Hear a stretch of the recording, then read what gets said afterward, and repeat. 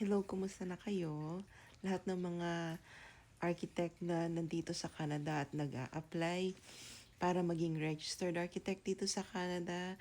Lahat ng mga nandito na sa Canada, naghahanap ng work or may bagong work. Lahat ng mga nasa ibang bansa na gustong mag-apply dito sa Canada as caregivers. Kumusta na kayo? Matagal na tayong din nag-uusap. And I am home today because I am sick. Ang sakit-sakit ng ulo ko. Like, dito lang sa kalahati. Ano mo yun? Tapos, hanggang dito sa may batok. And then, I feel so nauseous too. So, I stayed at home. Nag-call in sick ako kaninang umaga.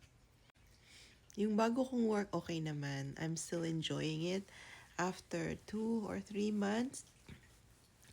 And I'm not feeling well today. I think it's just because of the temperature change in general. Kasi fall season na dito. And I don't know. I just don't feel well. Kayo, kumusta na? Kwentuhan tayo.